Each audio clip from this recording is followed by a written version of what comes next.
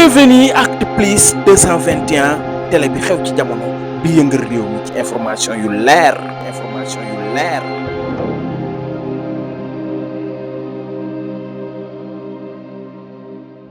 ku ci nekk jàpp ci ku ci nekk fa mu ne mu jokk ak ña fa nekk jàpp ci li nga xam ne mooy liggéey bi ba ëllëg ñu mën a am Sénégal bu naat Sénégal boo xam ne dootul Sénégal boo xam ne kumba am ndey lay doon wala kumba amul ndey mais day doon Sénégal lu naataange Sénégal boobu mën naa nekk ndax fii lépp a ngi fi ñu war a mën a defar réew nit ñi ñu ngi fi xam-xam bi mu ngi fi ressources yi mu ngi fi yoreen bi changé na lool ndax nii fi nekk kat defe naa jubal jubbanti lañ wax loolu nag boo ko xasee ba am li ci des mooy takku liggéey te bu ñu àndee takku liggéey dinañ defar Sénégal bi nga xam ne ëllëg suñuy doom danañ am Sénégal bu gën ñun bi nga xam ne moom la ñuy dund maa ngi daaneel foofu kàddu yi di remercier di sargal di tatagal Yaay Fall di la wax rek ni man de sopp naa la ndax sa taxawaay sopp naa la ngir sa jikko sopp naa la ngir sa engagement ak sa détermination bu la ci dara jëlee gaw ma ne àddina nit dina am dara ci toog lépp lu nit am fulla fayda jóg wuti ko dox ci loolu moo ko jox te yaa ngi ci donc gëm naa ni incha allah rabbi su neexee yàlla lii nga xam ne mu ngi ci kanam kenn du ci séddu ci sa wàll bi ñëw te nag wàllu googu bis boo ko séddoo yi da nga ko defal na nga ko war a defalee yal na la yàlla sàmm yal na la yàlla aar yal na la yàlla yiir te suñu sœur yi fi nekk it ñu ànd nekk benn say ndax mbooloo mooy doole te bu ñu àndee ñu ngi songu daan ko jërëjëf maa ngi daaneel foofu kàddu yi di leen jéggalu dama am beneen activité bu ma war a dem waaye xol bi mu ngi fi jëmm ji rek ay dem mais xol bi mu ngi fiy des maa ngi lay remercier mon frère di la wax rek ni Sénégal biy defaru Sénégal biy baax Sénégal bi nga xam ne suñu doom yi ñoom ñoo ñu koy war a tabaxal lu mu jar danañ ko ci def du yomb nag ndax dara xëyul sotti waaye nag jàpp nañ ni il faut mu am génération buy sacrifié wu pour que génération bii ñëw ci kanam mën koo jëriñoo yal nañu doon génération boobu yàlla kese moo am fay yàlla mi am fay yal na leen fay seen taxawaay jërëjëf. waa Khady Sa loo wax ci waa Ngoyaan juddu kafe la ay borom a koy suukar ku nàmp teel sa yaay Khady Sa borom ko ñëwoon ci waa Ngoyaan juddu bu rëy ndey ak baay waay fulla ak fayda borom.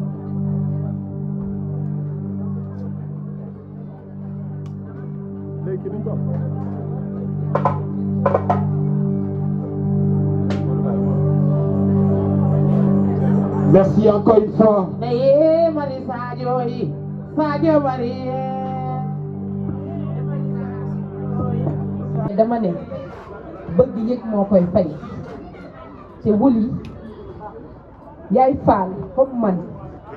damay identifié wu si man si moom dafa maa bëgg te bëgg yëg rek moo koy fay moo tax tey dafa doon metti rek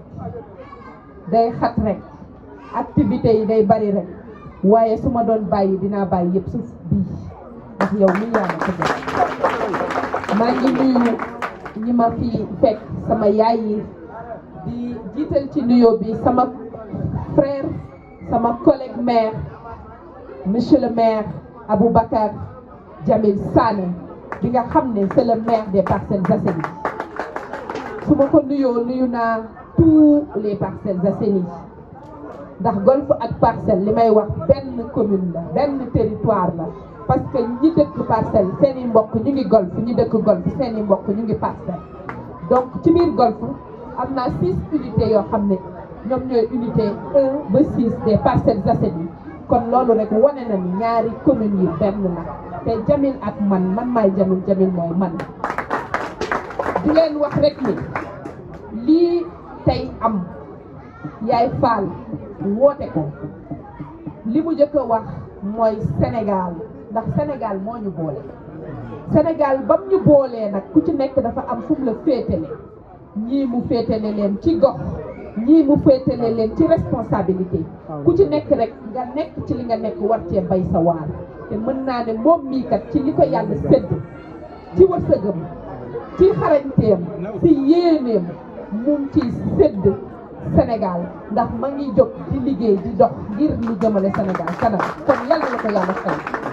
te kenn du dëkk ci sonn te yàlla du la fay dama ne am benn mag bu ma ne woon ñaaw njort mooy di def lu baax ba pare naan est-ce que dinaa am payoor kuy def lu baax